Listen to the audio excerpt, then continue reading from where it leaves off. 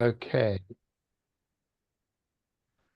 All right. Well, it's reached 7:30, so I suggest that we get underway, even though we still are going to have many more people join us. My name is Richard Curtin, and I'm part of a small group of 6 of us who form the Sense of the Faithful editorial committee. And please refer to our website for information on who we are and the work that we've been doing promoting synodality in the church. Now, let me explain in basic terms the way in which, now I have to remove somebody's permission to talk there. The webinar format, we've deliberately chosen to be able to deal with such a large number of participants. And there are some features that are often used in Zoom meetings that are not available through the webinar.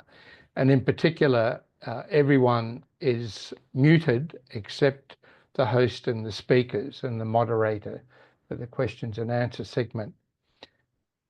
I ask people to lodge questions in the Q&A facility. The chat facility is not available simply because the problem of so many people being possibly using it and causing a difficulty there. So I've also announced that or started the recording of the session because a number of people have requested that who are not able to take part in the live event tonight.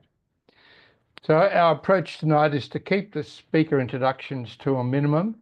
We assume that you've joined us because you know who the speakers are and know their relevant background for the topic they're addressing. I'll leave it to the speakers to explain their role in the final session of the Synod in Rome.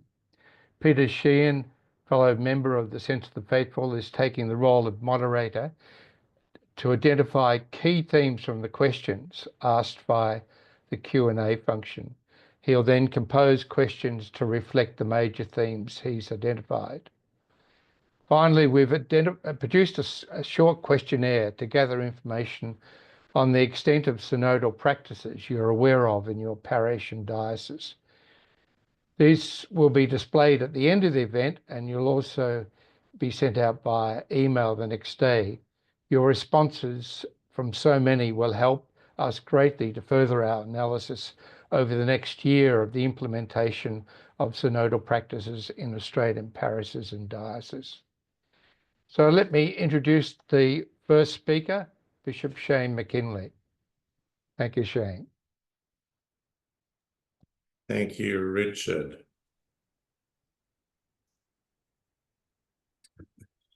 Good evening, everybody.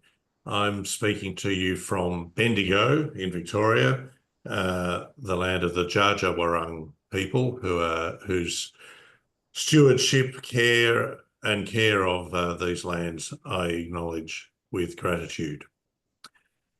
The aim, I think, is for each of myself and Sandie to speak for about 25 minutes, so to allow about half an hour for questions at the end. So there'll be some things that I move through reasonably quickly, but we can return to them in questions. Many of you would be familiar with various aspects of the Synod process, though perhaps not all of you are entirely. And the other possibility would be that in revisiting the recording, you could have another look at some of the slides if you wanted to look at more detail than I dwell on tonight, where I'll go through some things, but focus particularly on the outcomes from the second session, which concluded in October last year. So the first thing I'd want to draw attention to is a few things about the logo and the description of the Synod. So importantly, the Synod is not just what happened in Rome in October 2023 and 2024. It was very explicitly a 3-year process, 3.5-year process that involved all of those processes of consultation and reflection and engagement, which we'll see later on in the timeline. That's very clear. So this is a dynamic process that has involved the whole of the church, not just those of us who were gathered in Rome for those 2 sessions. Second thing I'd point to is that while we tend to describe this using shorthand, a synod on synodality, which makes it sound like a fairly dry academic conference, and that's certainly one of the things that we needed to talk about, was to talk about what do we mean when we're using that term. This is a synod, as you see here, for a synodal church. It's a synod for action, for doing something, for trying to make the church help us become more synodal in the way that we act. It's not inventing a new thing. Synods have been part of church practice for generations, centuries, millennia. It's a very ancient way of talking about church meetings, particularly decision-making meetings. But to go beyond that and say, what does it mean for us to be synodal, to allow us to engage in things like synods, and how do we bring that out and make that more widespread and embed that in everything that we do? That's what Pope Francis has invited us to be part of. So it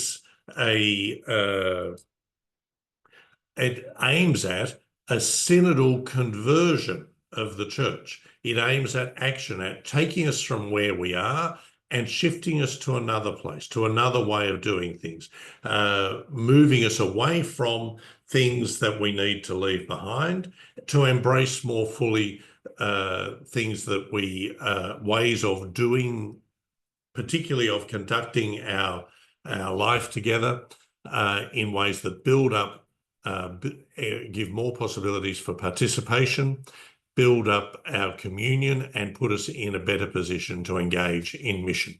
So renewing our structures and processes so that all can participate in a Trinitarian communion that lives out a shared commitment to Jesus' mission.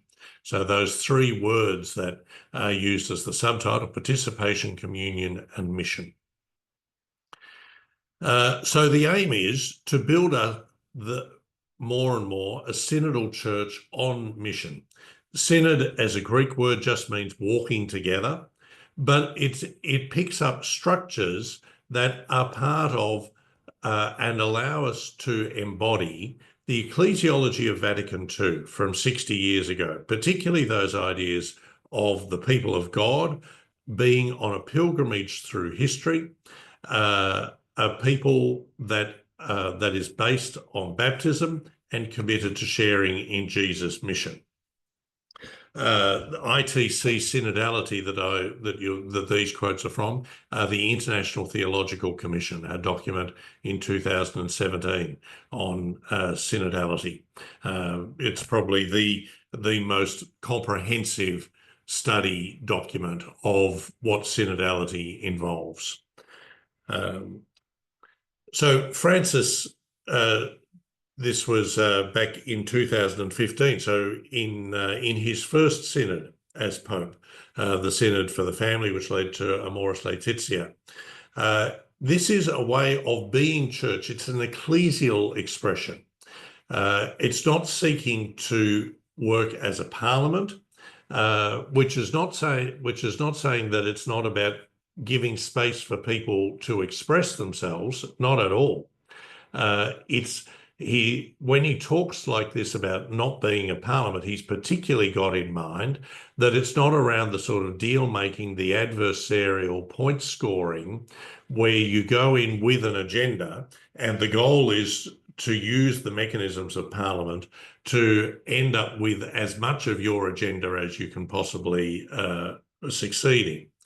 Here it's to bring what we each have as part of the baptized and to offer them with courage, but also humility that recognizes what other people bring in a context of prayer where what we're seeking to do is to open ourselves to the voice of the Holy Spirit through that process of respectful dialogue, courageous speaking, humble listening, to open ourselves in discernment to where the Holy Spirit is calling us to.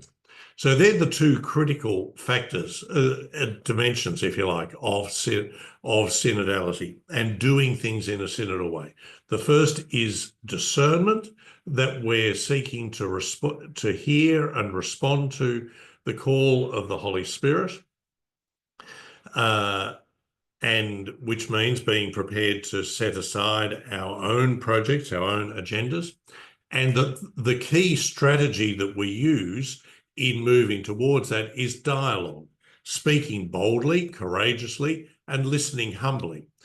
Speaking to the young people who were attending the Synod in 2018 on focusing on young people, he asked them to speak with courage and to engage with humility, and said, look, don't be put off by all these bishops and cardinals and so on, and the fact that you might disagree with them or even disagree with one another. If people disagree, if someone has a different view from me, he says, that's even more reason for me, particularly as someone in a position of authority, as he is, and as the other members of the Synod are, to listen more carefully to what might be said. So this is the overall process that we've been on over these 3 years, the journey of 3 years. And as well as being a complex thing with the various stages, the continental assemblies, the other thing I'd point to is what in classic church speak has been called a restitution process. Nothing to do with a justice thing or something like that. Essentially, it's a circularity. And if you think restitution is about giving back to someone what belongs to them, that's what the circularity in this synodal process has been. It hasn't just been a filtering through, a funneling through into smaller and smaller groups as we go up the food chain. At various points along the way, things have come back to the broader people, what they've offered in a synthesis as a way of checking out, does this match what you were saying? And do you have something further to contribute to that? And so there's been a deliberate, you'll see those circular things, which I've highlighted with the arrow across the top of it. And that's where we're in again now. We come back to the people who are part of the church in all the various agencies and gatherings and structures to see where do we go next in all of the various efforts that we undertake. That's what we all look like. An enormous range of people. As you'd be very aware, for the first time, voting was not restricted just to bishops. There's a bigger number of people, including lay people, religious and priests, women as well as men, and voting on the same basis for all the participants there. From Australia, we had a particularly large number of participants. There were 15 of us. We were the second largest national group. And there's a couple of reasons for that, but I won't delay on that there. 10 of us who were participants, myself and Archbishop Pat O'Regan, who were nominated by the Bishops' Conference, another 3 bishops who had other roles, and then five people who were representing Oceania. And then we also had 5 experts and facilitators, including Sandie, who will speak in the second as the second presentation. Sandie, who is one of the facilitators, and also has been appointed as as the chair of one of the study groups that started to operate in between the 2 sessions, and is working towards their reports to be concluded by the middle of the year, and she may say something more about that herself. This is not all of the Oceania group, but it's a reasonable number of us. It's the last day, I think, It's either the first day or the last day, but I think it's the last day because we were only asked to wear our formal gear on those opening and closing sessions. And I think this was the closing session. It's not all of the Oceania group, but one of the things I did want to point to was that in the Oceania group, there were 4 Indigenous people, which was quite a distinctive contribution that we brought from Papua New Guinea, from Australia, a Maori from New Zealand, and from Fiji. So that it was really quite a unique part of the contribution and they were of the 10 Oceania non-bishop and non-other formal appointments. 10 of those who were nominated from the region were 4 of those 10 were Indigenous people. So a really valuable contribution there. Just to remind you that synods haven't always been this way. This is what it used to be like. I can't imagine, and that was any day of the synod. They were all in dress-ups the whole time. I can't imagine what that must have been like. Allocated seats according to seniority, an awful lot of sitting and listening to prepared speeches. Such a contrast to the open, inviting situation of the Paul VI audience hall, where we had the 2 sessions, and that it mattered in so many ways. One of the reasons, apart from that, these 2 images are such a contrast and so evocative of so much about what Pope Francis has introduced here, is that I think it's important to be aware that one of the outcomes of the synod is the document, which I'll talk about in a little bit. Another critical outcome is the experience of those 400 people or so who were part of the process. And it was quite noticeable that in the second session, people coming in for the second session entered it quite differently from the first session, where there was a whole lot of apprehension and learning, and in some cases, resistance and even hostility. And there were still a few elements of that. But overall, there was a real sense of enthusiasm and of conviction that this is both enormously worthwhile and something that we can't imagine doing any other way. And that all of these people have then gone back to their places and very significant roles of leadership and influence, bishops and everybody else who was part of it, with that positive experience of this sort of way of engaging in reflection, discernment, and decision-making. The method that we used was conversation in the spirit. The final document is careful not to say that this is the only method. It says this is a method. It worked for us. It needs to be adapted. And so the final document talks about key elements of any method that is going to be synodal, any method for reflection, dialogue, collaboration, decision-making that's going to be synodal, and the elements that need to be part of it. And they need to be adapted according to the situation and according to what it is that's the subject matter and the context in which a discussion is happening. But the essential dynamic that this pushes towards is one of moving from what I bring as an individual to what we are hearing in what one another says, to then discerning together in that listening and in that discussion where we can best hear and respond to the voice of the Holy Spirit.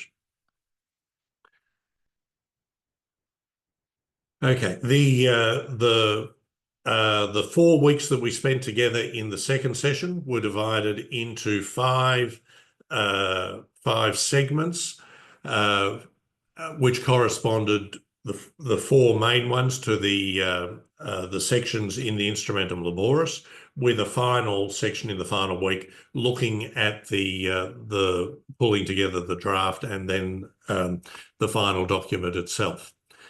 In each of those, there was again this circular process where we began in our small groups, our table groups, which were assigned according to language, 5 different official languages for the Synod, and then moved into a reflection in the plenary together, where there were offerings from each of the tables via their language groups, and then an opportunity for people to speak individually to the whole floor, and then moving back into our table groups to reflect on and what we had heard in what everybody else had said as well, to inform the final report and recommendations that we put forward in each of those 4 segments, and then a somewhat adapted process in the final week where we were working towards amendments on the draft document.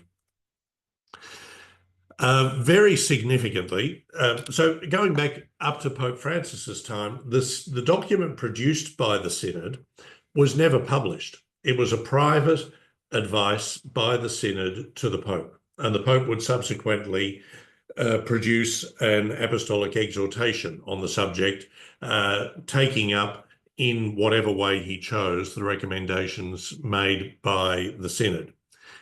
Pope Francis has been consistent in asking for the document from the Synod itself to be published as well, along with the votes received for each paragraph.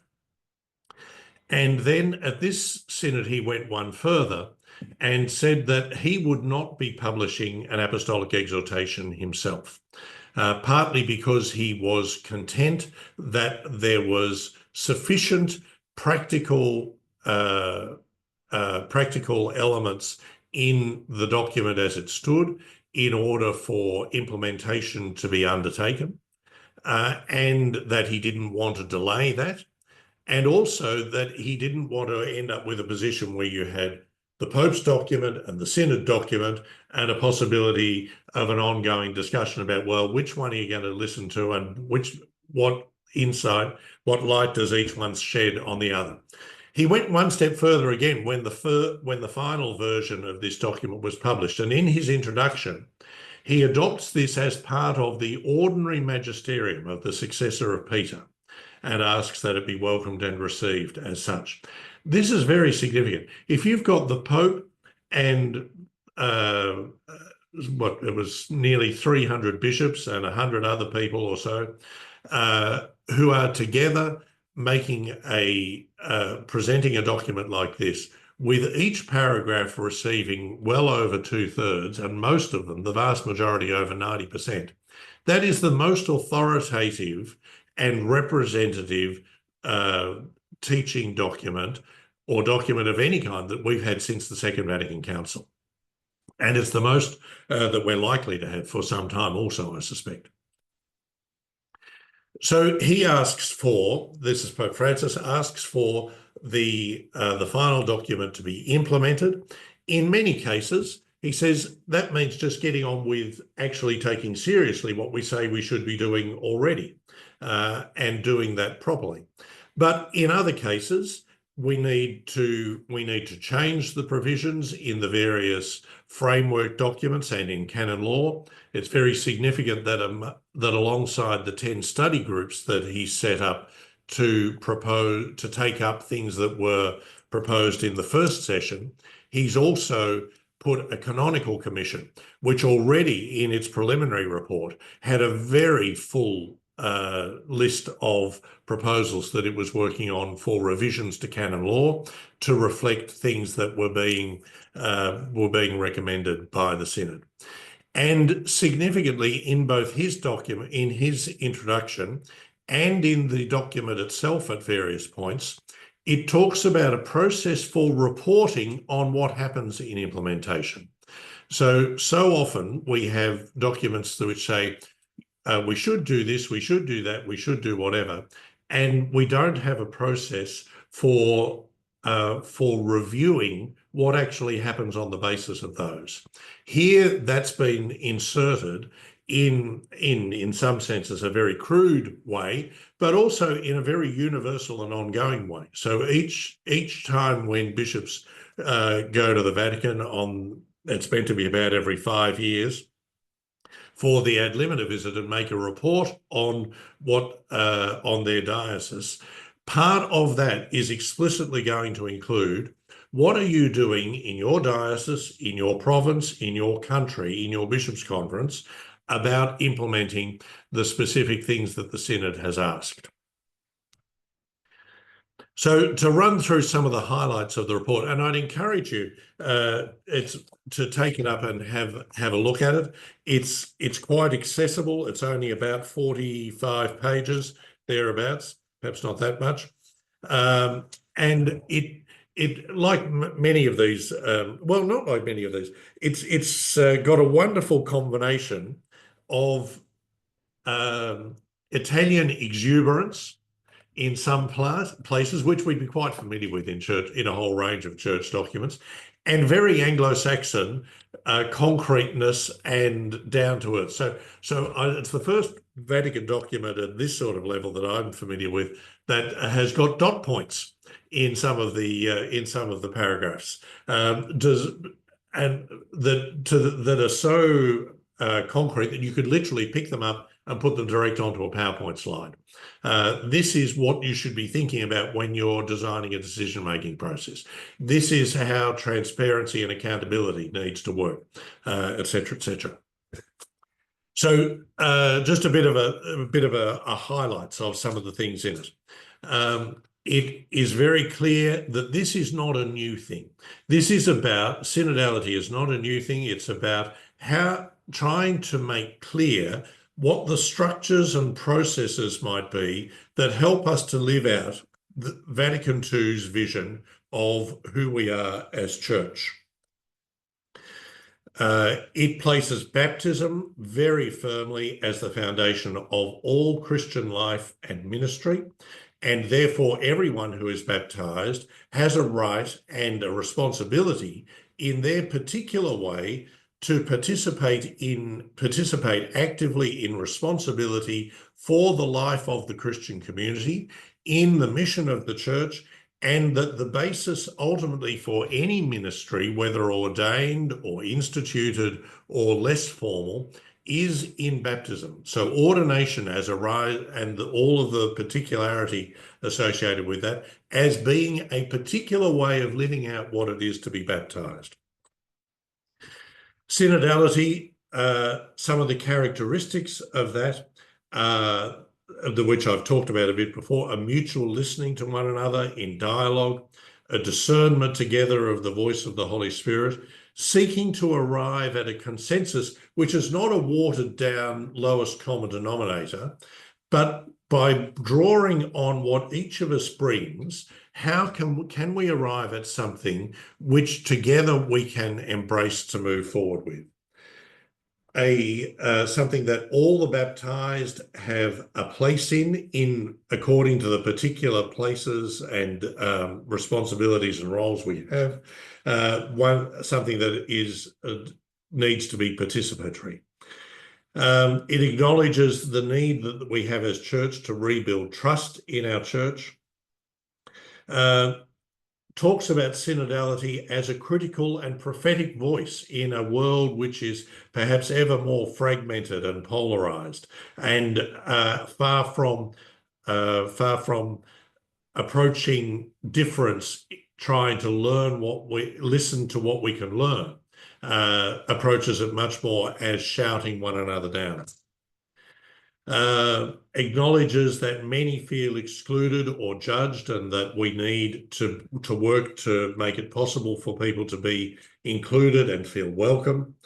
That a key part of that, and within that broader question, is to ensure that we celebrate and reflect the equal dignity and reciprocity between men and women, acknowledging the widely expressed pain and suffering of many women about how they have experienced life in the church, affirming the importance of women in all leadership roles that are open to them. Interestingly, the Pope, again, just in the last week, appointed a woman as head of one of the Vatican dicasteries, in charge of the Vatican governorate. The second one now, both in fact since the end of the second session. And that involves not just roles or inclusive language, but also what examples we use, what people do we point to, what people do we talk about, what parts of the scripture do we quote. Consultation in decision-making, fascinating elements in the document about the relation between authority and consultation, and how a proper exercise of authority has to be based in and draw on an authentic consultation, and talks about that in principle, in terms of canon law, in terms of concrete steps about what that might then look like. The critical role for transparency, accountability, evaluation, and again, what that might look like at various, at parish, diocese, national and so on levels. Asks for pastoral councils at diocese and parish level to be made mandatory, and talks also about how they should operate, both in terms of how we choose who is part of the conversation, who are members of those, and also how they operate, the sort of decision-making role, the way that decision-making happens in them. So no point having them just as rubber stamps for what Father or the Bishop might think. And a very interesting section, I think, talking about reimagining parishes, given that people no longer live in villages. Parishes, as we live them, are wonderful for villages, where everybody lives in the same geographic space, plays sport together, works together, goes to school together, socializes together. That's not how that's not how we live anymore, not just in urban centres, but in a whole lot of other places, particularly when you start to think about the involvement that people have in digital spaces, on the internet and so on. I was going to talk about synodality in Australia, and perhaps I'll point to just a couple of things. The Plenary Council, of course, which, while we were not in anything like as salubrious as the Paul VI Audience Hall, it's essentially the same structure and much of the same methodology.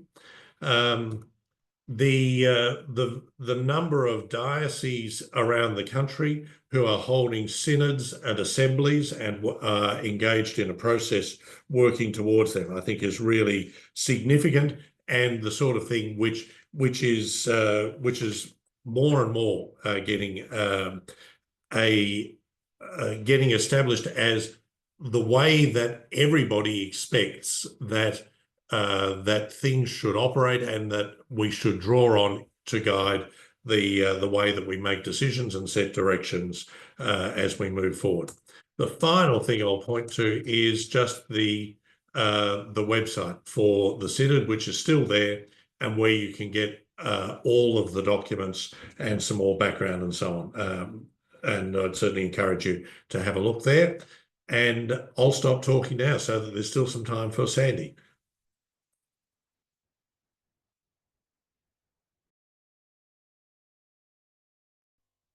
Richard, I think you're muted. Yep. Thank you very much, Bishop Shane. That was lovely. Very good explanation of what has happened and what's going to happen. Sandie, can I hand it over to you now? Great, thanks, Richard. I'll just share my screen. My PowerPoint isn't as flashy as Shane's. No nice transitions. Now, let's see.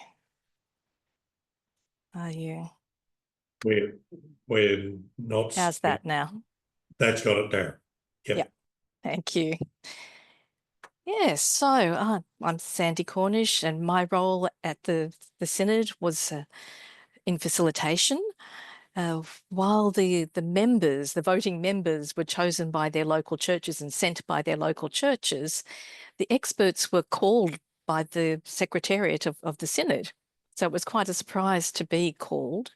And then we were divided into two groups, one group labelled theologians and others facilitators. But interestingly, there were probably more female theologians amongst the facilitators than there were amongst the theologians. But there we are. So Shane's shown us this slide, and we are indeed right here at this circle. In social sciences, we'd be more likely to call this kind of a cycle a feedback loop or validation or continuous learning. But the language being used, it works in Italian, restitution, but it has unfortunate connotations in English. So I hear a bit of cynicism about the Synod being over without having accomplished things, and, you know, there are things it didn't achieve. Yes, it didn't change church law. It didn't settle all the contentious questions. It didn't replace the Synod of Bishops with an ecclesial assembly. And I think it is a fair criticism to say that it didn't really renew the focus on the vocation and mission of laity in and for the transformation of the world. We didn't actually send out a memo to wear red on a particular day. It was a coincidence, but so many people asked us that day where our red hats were. That's another thing that the Synod didn't do. But what did it achieve? I love this photo of Francis with Momoka. Several times when I saw them together, it was just so clear that they were besties. There was such affection and respect between them. It was very beautiful. And as Shane was saying, one of the big achievements was the experiential learning. We learnt about synodality by trying to do something synodally in a really sustained way. So over those 3 years of trying to do this big thing together in a synodal manner, we learnt about synodality, and we had a shared experience upon which to reflect, which grounded the communal discernment, I think, of the synod assemblies themselves. So I think that's one of the biggest achievements. As Shane was saying, you know, the first week of the first assembly was very different to the first week of the second assembly.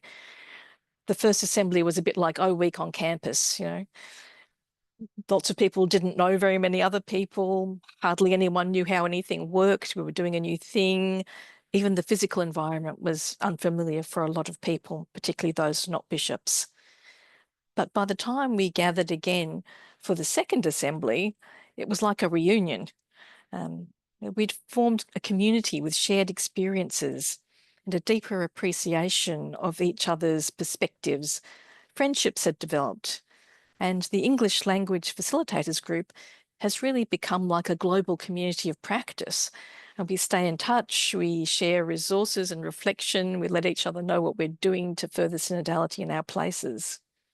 So that formal title for a synodal church, communion, participation and mission, really delivered on that sense of communion in the way that it was conducted.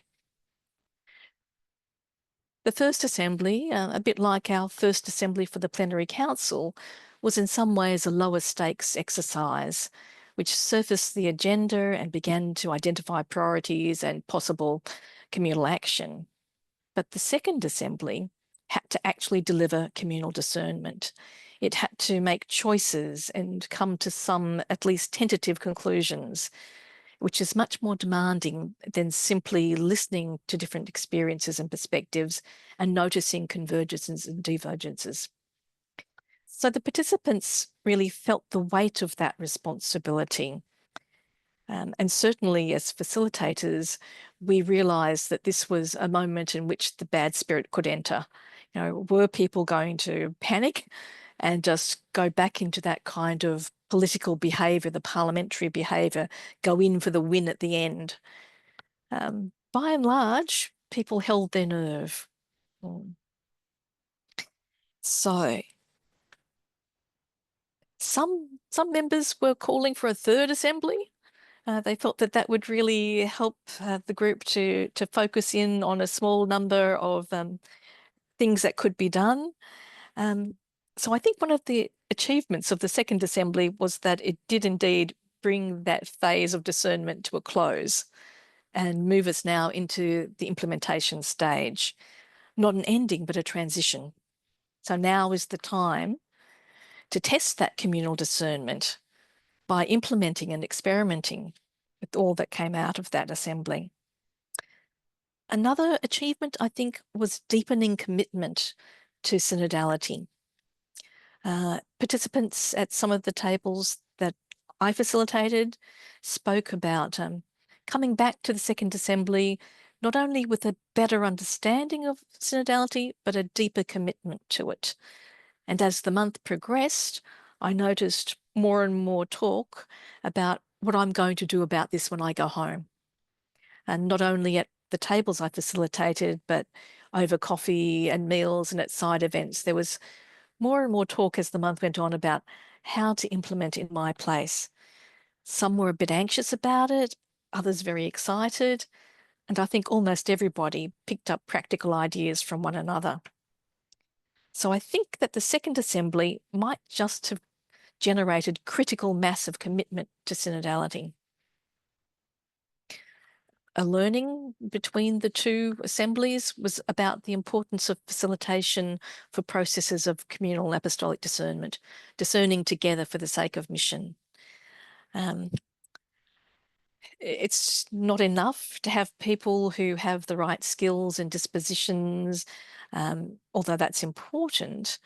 They also need to be thoroughly briefed, and the processes that they're asked to manage need to be carefully thought out. At the first assembly, the facilitators had a couple of short briefing sessions, not even on how the entire assembly would play out, and then we were sent off to facilitate conversation in the spirit at the retreat for the participants. For those of us with a background in Ignatian spirituality, that was okay. But then when we were facilitating during the assembly, the process was being developed as we went. And we were literally receiving WhatsApp messages at the table while we were facilitating, telling us how the process had just been changed. That really tested our agility. But the second assembly, the facilitators met for 2 days prior to the beginning of the assembly to be fully briefed on the entire process of the assembly and to workshop and practice facilitation techniques for various things that might arise. So I think it enabled clearer and more consistent facilitation.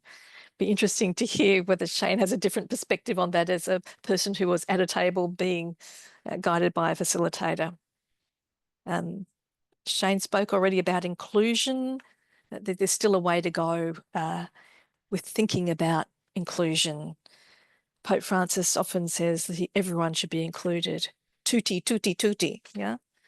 But we need to think about our venues and our processes.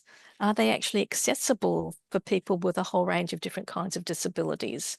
Have we budgeted for translation not only into international languages, but sign language, regional languages? So many voices just could not be present at those tables because they didn't speak an international language. Yeah, we have to think about whether our processes are culturally loaded. Certainly here in Oceania, the oral traditions of some places made it much more difficult for them to engage in the same way as cultures that are more focused on the written word, as much as I love the written word. But if we're really serious about listening deeply, we have to listen to the storytelling cultures that use music and dance and story and other more oral ways as well. I think a big achievement was opening space for conversation. There are a number of themes that have been opened and not closed. Importantly, not closed, space for dialogue opened. So there can be a tendency to be disappointed that questions were not settled, but having the conversation is really important, and having ongoing conversation, not foreclosing too quickly. We've had such a long period of polarization in the church. The capacity to have conversation with people whose experiences and perspectives and views are different to our own is really a precious thing to nurture. So the final document includes lots of different suggestions, recommendations, orientations for action, a small number of actual directives, but it leaves space for the local churches in their discernment of their own unique synodal paths. And Shane's already spoken about the requirement to report back during the ad limina.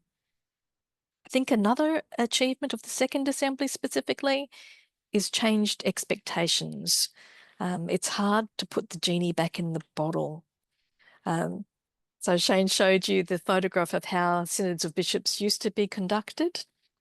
One cardinal who was on one of my tables is a well-known critic of Pope Francis and of synodality, and a veteran of many, many synods. And he said that he much preferred the process of this synod to the previous synods.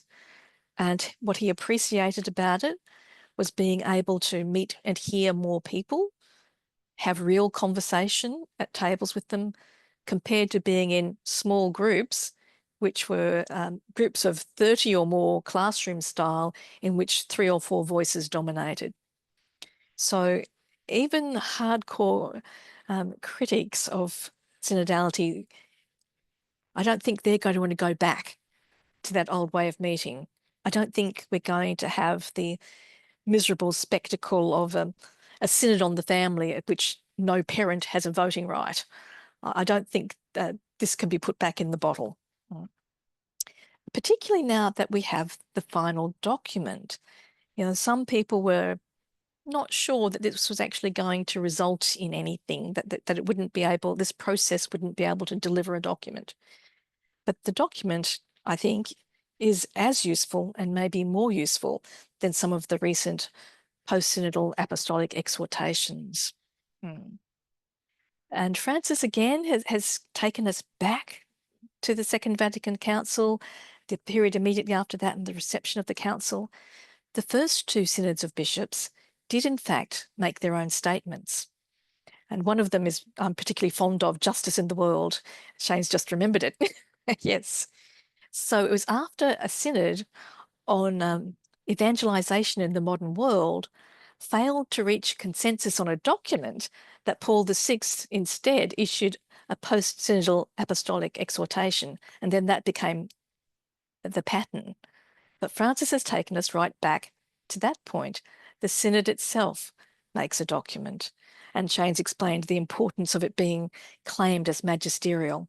I think it puts to bed concerns that this kind of process can't lead to a useful document or even a magisterial document. Okay. 5 key messages from the synod. I think Shane's covered these already, so I won't labour them.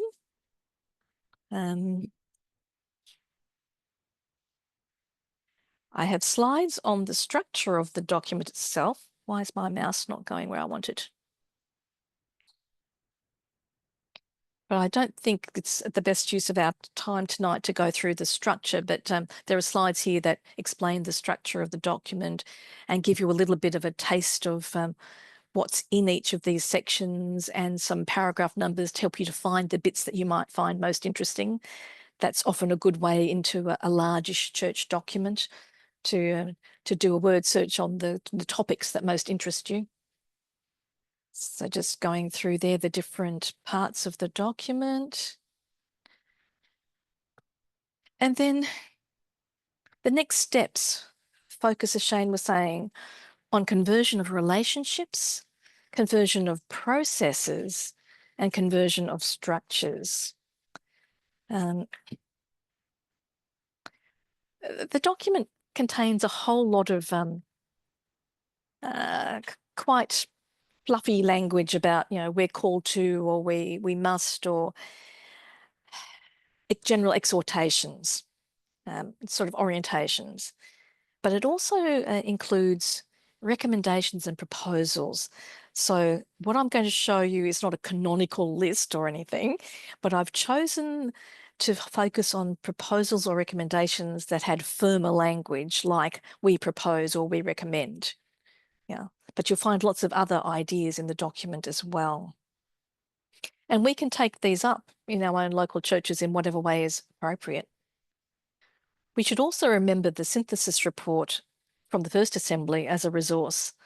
There were concrete proposals in that too. And even if some of them didn't make it into the final document, they might be the perfect action for your group or your parish or your diocese. So don't forget that as a resource for action in these next steps of implementation. I also wanted to say something about the decrees of the plenary council. Shane and I were together on a drafting group that brought those to birth, so we're a little bit fond of them. It's a shame that they haven't received the recognition. But as far as I can recall, there's actually only one action in those decrees that would require any kind of papal action. Everything else could already be done with the existing authority of bishops and other church entities. They won't pass into force as church law. They won't be required by law in the church in Australia until there's a recognition. But are we so infantile that we need to wait to be mandated by law to do things that the people of God in Australia discern to be good? We can get on with many of those things too. And many of us are. So now, just to give some highlights, I'm just checking my time. I might skip through some of them that Shane's already mentioned. Goodness, what's going on with my mouse? So in the area of conversion of relationships, the focus is on becoming more inviting, welcoming, inclusive, to actually witness to equality, mutuality, reciprocity, to learn to listen deeply, especially to those made poor and to the earth. So this photo was taken right at the end, when just after the last paragraph of the document had passed and the whole document had been received. It was a moment of just such relief for the facilitators and Cardinal Gretsch more than anybody else. Yeah. So the key paragraph here for what the Synod has to say about action in relation to women in the church is paragraph 60. So this is just a very brief summary of that. So there's a recommendation that all of the things that are possible under existing canon law be done, because there are so many things that are possible that aren't done in all sorts of parts of the church. Ensuring that women and our contributions are represented in theological and pastoral contexts, in the language and images used, particularly in preaching and teaching, catechesis, church documents.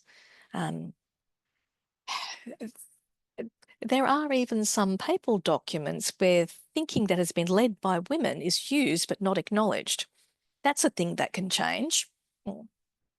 So yeah, it's worth reading that paragraph in detail to see what it has to say.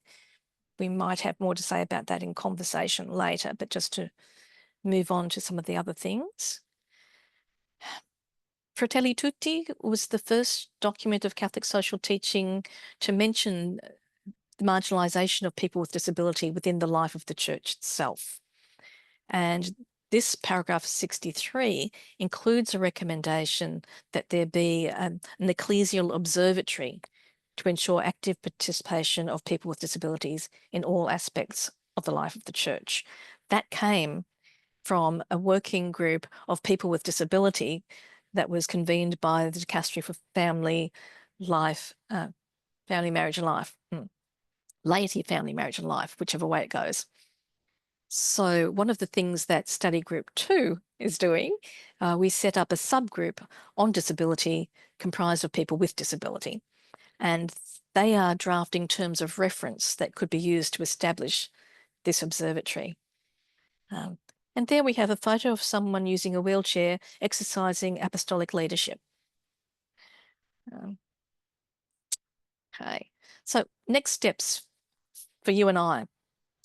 Noticing who's not present, seeking their voices, inviting their participation, incorporating listening practices into our meetings and events, and especially into our decision-making processes. There's quite a lot of resources around about conversation in the spirit, because it was used at the Synod and because it was used at the Plenary Council here. And I should, disclose an interest. I'm also a member of the Christian Life community, which is an Ignatian lay movement, and conversation in the spirit is our basic modus operandi. So if you're looking for facilitators, look for CLC in your area. There'll be people who do this every fortnight. And on these areas in particular, you could read paragraphs 81 to 86 of the final document. A bit less intimidating than reading 45 pages. If you're interested in this theme, those are the paragraphs to go to. I've got some resources there. Dr. Christina Keng, her little book on welcoming the spirit and communal discernment in pastoral planning is available for free to download from the internet. It's set out in a way that you can photocopy the worksheets. It's brilliant. It's based on her doctorate, which brought together her experience in top-tier consulting firms across Asia and her experience in assisting faith communities with their pastoral planning and her theological studies. Really helpful resource. And then there's the School for Synodality in Northamptonshire, England, and they have fabulous resources. They've got a great little explainer video on synodality. They've got little cards that help you in a conversation in the spirit process. They're developing more resources all the time, and they're mainly free just to download. We saw Avril Bangant, who's the one of the co-directors in the previous slide. I should say Dr. Avril now. Her thesis has just been examined. Okay. Second section here is about conversion of processes, discernment for mission, revitalising organs of participation, transparency and two-way accountability, and fostering co-responsibility. In many ways, there are ways of talking about subsidiarity within the church, although some people balk at the idea that this principle of Catholic social teaching is applicable to the internal life of the church itself. So you might hear more about differentiated co-responsibility than subsidiarity in the next few years, but same thing. Okay, so we're asked to implement, the local churches are asked to allocate resources and personnel. Not much happens without the allocation of resources and personnel. When I was in director of mission roles, I used to terrorize boards by telling them that if their budget was not a mission document, then they weren't on mission. And I met a religious who says that every line item in your budget is a theological statement. And it's true. So Shane already talked a bit about this one. Participatory bodies. There are bodies within canon law that are recognised, but they're not mandatory. So as Shane was saying, the Canonical Commission is hard at work actually drafting up what would need to be the changes to canon law to make these things compulsory. The encouragement to diocesan and eparchal synods and assemblies to have them more frequently. And as Shane's saying, that's already beginning to happen in Australia in many places. Different choices being made about synods or assemblies. The synods have certain rules around them in canon law. The assemblies could be freer. Depends really what you're wanting to achieve, whether the canonical status is more or less important. This is an interesting point, that before dicasteries, units of the Holy See, issue documents that are normative, that have binding rules, they really ought to consult with the bishops' conferences and the corresponding bodies of the Eastern churches. There was a particular document that sparked conversation around this, but the final document talks about it in more general terms. It's not just about that document, it's about how things are done. So why is there a picture of chairs in the corner of this slide? One of the English-speaking facilitators was on his way to the Synod session and popped into St. Peter's to pray and saw all of these chairs set out for an event. Dad joke warning, here it comes. So he sent it to us with the caption, "At last, transparency in the church." I can hear the groans from here. Yeah. So there we go. Thanks, Ray. Choosing bishops. Some of you managing to look reasonably happy in your filatata. At my tables, many bishops were not very happy on the days that they had to wear it. People of God want more of a say in choosing bishops. And I think more conversation can be had about how that might happen. Next steps for ordinary folk like us, using discernment processes in our planning. Don't just do strategic planning. Evaluate your leadership group. What's it doing well? How could it be more synodal? Communicate your decisions. How were they made? Why were they made? Provide formation in synodality and synodal processes. We can all do that in those areas where we have some authority. Yes. And the final part is about conversion of structures. And the key things here are around bishops' conferences, groupings of churches, relationships amongst churches.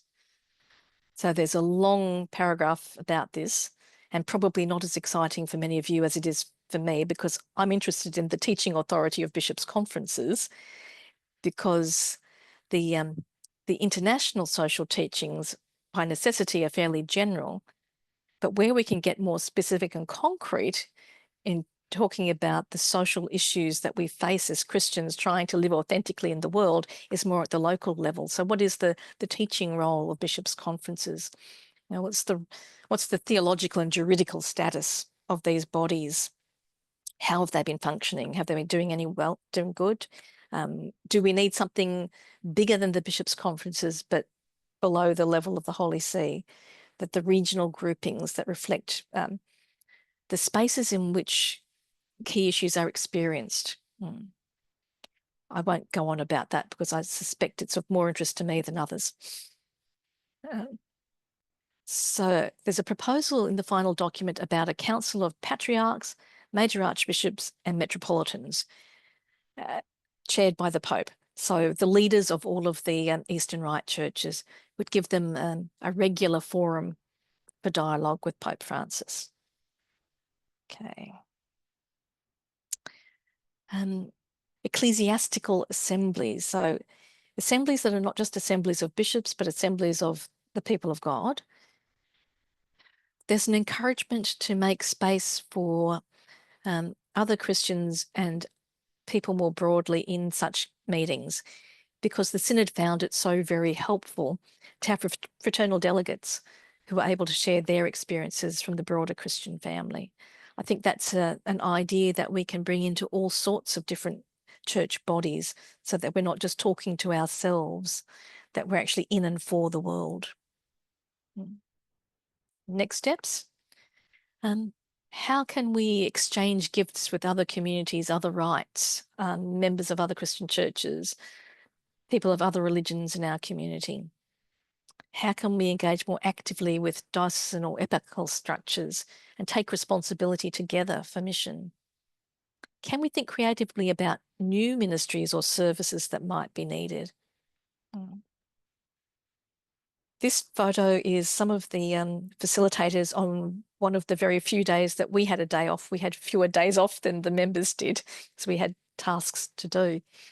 Making a pinky pledge to actually rest the next day. So that's also one of our next steps, how to work in creative and life-giving ways. Okay. So just to finish up, characteristics of a synodal church. How will we know if we're getting it right, if we're being synodal? Well, are we rooted in the vocation of all the baptised? Are we exercising responsibility together? Are we listening to the signs of the times? Are we open to being disturbed? Do we use gracious listening and intentional speaking to make spaces in which voices can be heard? Are we able to hold tension without forcing it into uniformity? That's part of this moment too of implementation, holding certain tensions that are not yet ready to be resolved, waiting for wisdom, waiting for the guidance of the Spirit and the way forward. Being open to the Holy Spirit through discernment. And moving to action. Are we actually doing anything in the end, or are we just talking about it? We actually need to make and take decisions to be a synodal church in mission rather than a church thinking about synodality. So I think that's pretty much my time, or maybe even a little bit more. All right, Sandie, thank you very much. I think there's a lot of very useful material there on what synodality involves, and that's what the purpose of our questionnaire at the end is, to ask people to identify what synodal practices are existing in their parishes and dioceses, so that we can get a broader picture of what's happening. We know some of the outstanding examples, but there's a lot of places where things are not moving very rapidly. I think we've now got the final session of our event, which is to give people the chance to ask questions. And I noticed there's 15 questions that have come up in the Q&A. And what we are keen to do is, rather than hand it over to individuals, to give Peter a chance to summarize what he sees as questions that are around a similar theme, so that we can couch it in such a way that people, both Shane and Sandie, have a chance to respond in detail. Peter. Thanks, Richard.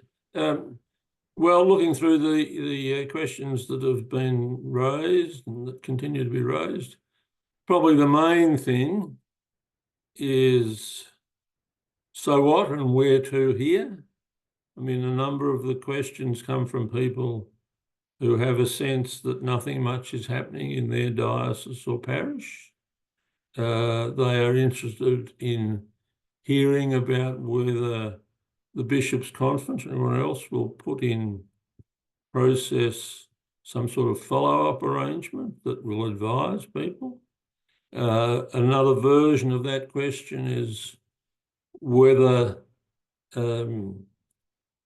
what role the laity can play in a parish or a diocese in which very little is happening. So there's a strong sense really of querying how something real will be made of this in the conversion process that you both spoke about across the country. I think everybody recognises that major things are happening in some places, but also that very little is happening in many other places. Well, that's a fairly broad intro, Peter. Look, it'd be wonderful if conversion was the sort of thing which progressed in a straightforward, uniform and positive direction everywhere, all the same, all heading in the same direction. That's not true in our individual lives. That's not true in our local communities. It's crazy to think it's going to be any different when we look at the broad picture of the church. Certainly one of the things that I take great encouragement from is to look at the broadly, where are we now and what sort of things do I hear about? Not just in terms of structures, but in terms of the way that people think about engaging in those structures and processes. And where were we 10 years, 20 years ago? And I think it's measurably different spot and a measurably positive development. I suppose and I had a bit of a quick look through the questions myself. In terms of how do we actually make this happen in places where it might not be taking root in as much of a way as it is in some other places? I guess it's carrot and stick, like with most things. And the big carrot is culture. I was saying before the plenary council that the main game, apart from anything we might ever put in the decrees, was changing culture. I think that's the same with the Synod. And both Sandie and I have talked about the significance of the experience of those who are part of it. And when I say those who are part of it, I don't just mean those who are in the room. Those who have been part of this whole consultation and engagement and feedback process in both the plenary council and the Synod, it shifts how we think about ourselves, what we look to be engaged with, how we look to undertake our various endeavours, and what we expect is the normal way of doing things. And that's more and more embedded positively. The other dimension of changing culture in that way is that the more instances there are of people doing things, the less scary it is, the more concrete examples there are. One of the things I take particular heart in, and I take my hat off to the Archdiocese of Brisbane, who have had a full synod. Many of us are engaged in assemblies as part of a broader process that will include synods at some point. But as Sandie said, synods are have a much tighter set of rules, and they take quite some managing to arrange in a good way.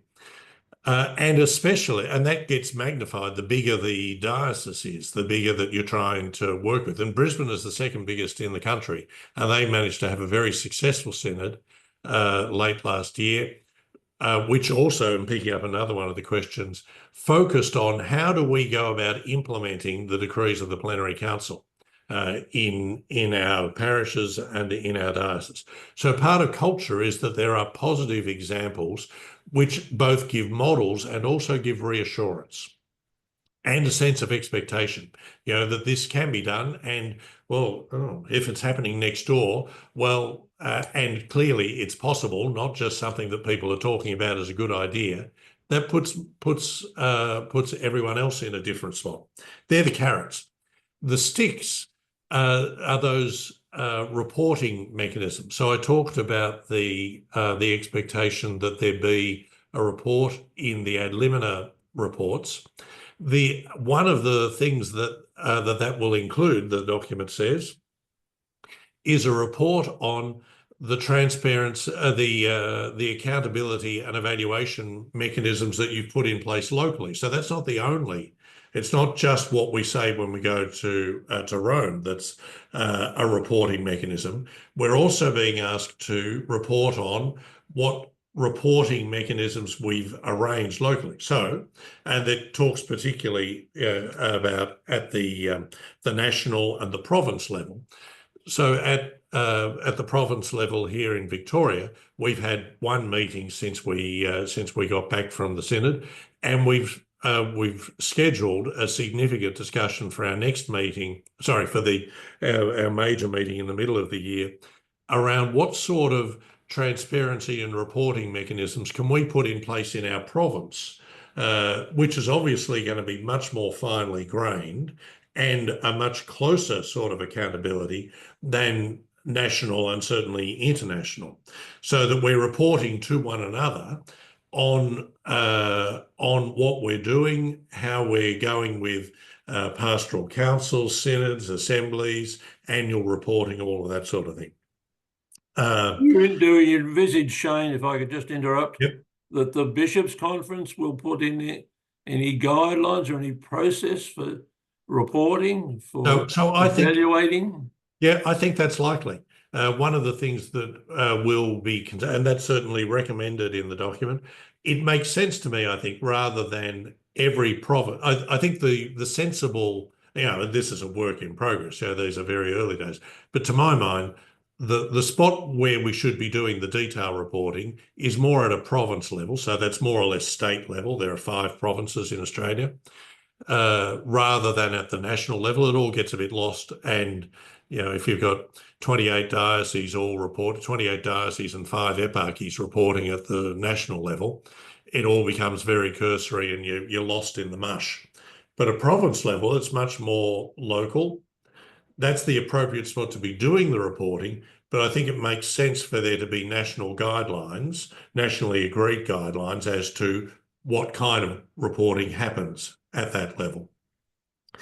We've also at the Bishops' Conference, and again, we'd only just got off the plane and we had our Bishops' Conference meeting in November. We had a preliminary discussion precisely about the paragraph Sandie put up, that we need to be allocating resources and personnel to supporting people in engaging with synodal processes and providing assistance in these sort of mechanisms. We haven't made decisions about that at this stage. That's something I expect that we'll come back to when we meet next in May. But it's clearly on the agenda, and there was broad agreement that we need to be, as Sandie was saying, putting our money where our mouth is. So there needs to be a concrete commitment to how we go about implementing that at a national level. That's also true, obviously, to a lesser degree at a province level, but especially at diocese and parish level. The other bit of stick, just to finish off that conversation or that particular question, is it's always been an expectation, clearly an expectation in canon law, that parishes and dioceses would have pastoral councils and that they would be engaged with in a substantive way. That was left as non-mandatory for a range of reasons. In the end, the Synod has said, look, we're over that. We're sick of people using that as an excuse. They should be mandatory. That needs to be changed in canon law. And I would expect that will have an impact. Just as finance councils are universal, I don't know of anywhere that hasn't got a finance council. I would expect the same over time to become the case with pastoral councils. Sandie, did you want to make any comments on this general issue? These general issues, they are very broad, I understand that. Yeah, so just to pick up on one of the things that Shane's mentioned that I saw in the chat as well. Yes, indeed. In the early hours of this morning, when I was at a meeting of the conveners of the study groups, the fellow in charge of the Canonical Commission, he is working on drafting amendments to canon law to make these things so. So yeah, that was one of the questions in the And one of the questions about what the changes were, and this is obviously one of the main things. It's one of the key things, and it came out in the Synod, in the listening documents from the local stage, from the continental stage. It was from every continent. It was uncontroversial at the Synod. This is clearly something very much wanted in the church globally, and it's I'm confident it's going to happen. I think too, what can we do when people in authority are not doing anything much in the areas where we are? Well, we can do exactly what you've done tonight. You've decided to be at a webinar to find out for yourself. You can become informed. You can do things within your own authority. How do you run anything that you're involved in? If you're involved in the Parents and Friends Committee at your Catholic school, how do you function? You don't need your parish priest or your bishop or anyone else to tell you what to do there. To actually make spaces and experiences of synodality. So yes, I think there are lots of things that we can do, and it's that having the experience that makes it more possible for those who feel more worried about it. And then finding the spaces where you can take up your own authority, your own baptismal mandate, rather than waiting for others to find that those might spaces, be how make you those would- spaces. That might be how you would respond to one of the other questions. You see there's a strong theme there about the possibility of synodal fatigue, by analogy with plenary council fatigue, and what lay people can do in the many parts of Australia where there seems to be little take up of this. Yeah, I think waiting for other people to do things that you want them to do is a bit wearisome, isn't it? I think it's much more energizing to do something yourself, to find some space in which you have capacity to do something and do it, even if it's something Except that very, it's very not small. always easy to do that in a No. diocese or a parish where the bishop and the priest So maybe you don't do it shows little in interest the parish. doing it. Yeah, there've been quite long periods in my life where my contributions were not wanted in the parish, but there were other spaces in which people did actually want my contributions. So we might need to think beyond some of those structures and ministries that we've had, to think about what else is possible, what else is needed. I think one of the legacies of COVID is that we are much freer to connect across time and space through the internet to do things with like-minded souls. So there's a lot of formation work that's going on online. There are a lot of activities you can participate in. One example that I like to give about taking up your own agency is the Women Speak podcast, the Australian Women Preach. One of the things that's come out strongly in the synodal process, also in our own plenary council, was that we want to hear women breaking open the word as well as men, not just only men. Now, this is possible under canon law, and the Bishops' Conference even wrote a guideline about preaching of the laity in certain circumstances. It's very rarely used. Good luck trying to convince your parish priest if he's not really fond of the idea, even though the authority exists. There hasn't been any what these women did was to set up their own podcast. Yeah. So if you want to hear women preaching on the readings for this Sunday, you can go to that podcast and find women's experiences of the gospel. But now, they didn't need anybody's permission for that. Women's speaking in church. And has the situation in Australia changed in respect to women preaching yet? I don't think very many people have taken up the possibilities that actually exist under canon law, even though the Bishops' Conference did write a guideline about that. I think this has to change. Yeah. Could I just pick up one of the other questions about the role of women? And as you know, this was a very big issue, focused a lot on the diaconate. Some of the questions touch upon this, and it's clear that the final document was a relatively strong statement about the role of women, including leaving the diaconate question open. Do we have any idea about what this might mean in concrete terms in Australia, in terms of new ministries or different roles? Yes. Do either of you have any thoughts on that? So the church in Australia won't move ahead of the church universally on the question of diaconate. So where that's at is that one of the study groups is looking at further research in this area. There've already been 2 commissions. That commission is being bombarded with submissions.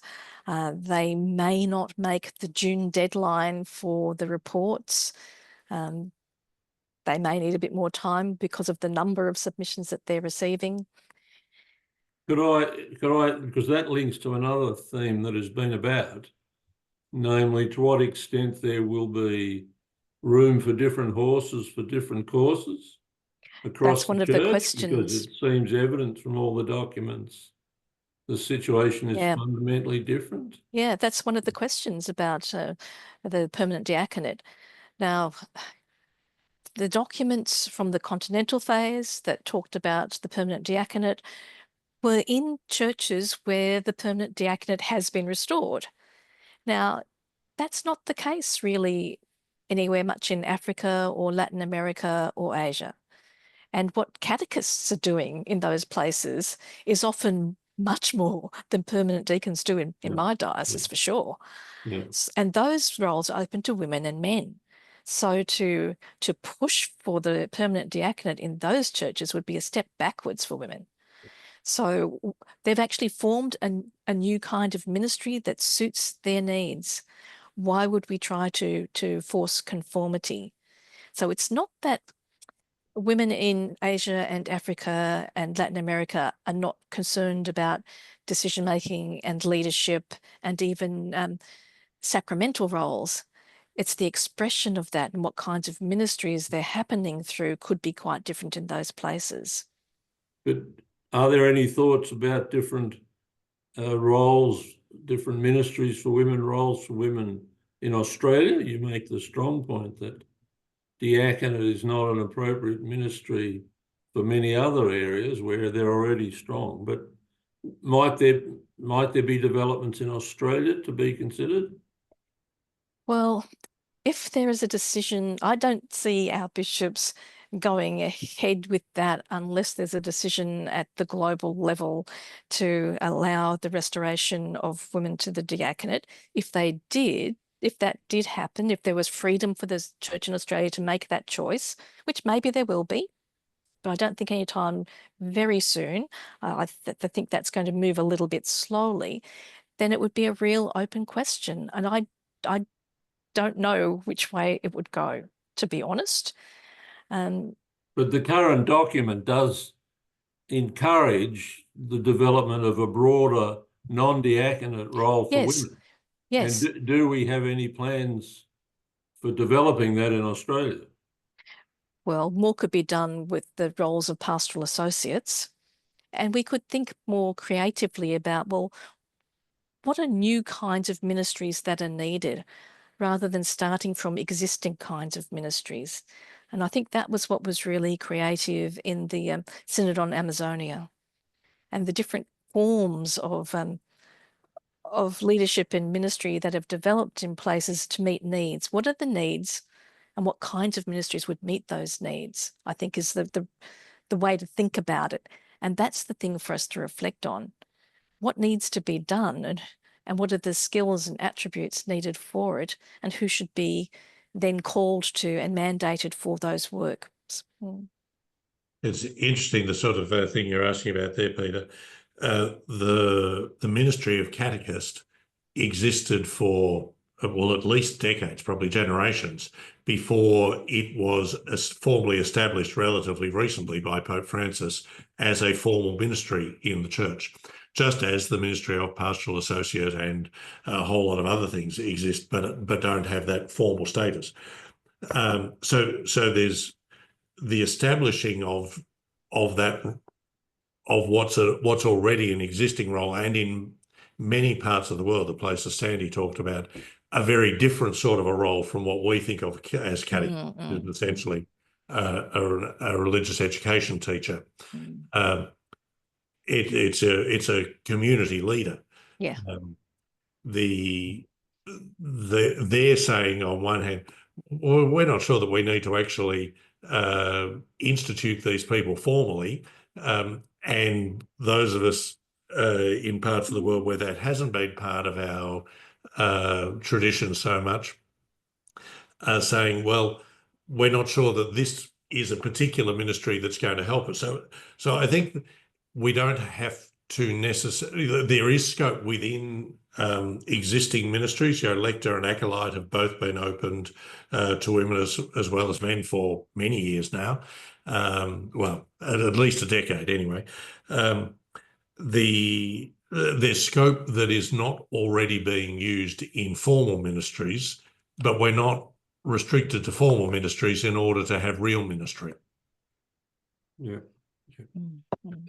The underlying theme of the question, we're getting a lot more questions now. It's hard to follow, but okay. There's still an underlying theme that in many areas not much is happening, and some people are disappointed with the directness or the decisiveness of the Synod, and they're wanting to ask about how this can be moved ahead in areas in which there's relatively less commitment by the bishop or the parish. And I think you've partly answered that, but you might.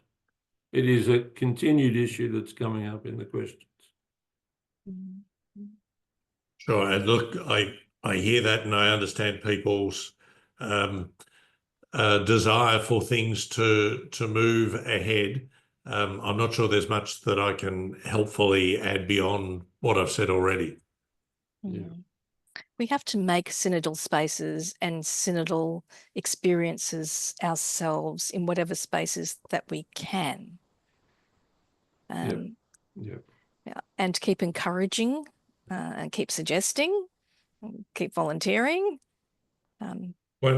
One concrete thing I might say, there was a question sort of along the lines that you were talking about, Peter, around parish councils being merely advisory. That's almost word for word from canon law, which every time it talks about consultative is the word in canon law rather than advisory. It says merely consultative.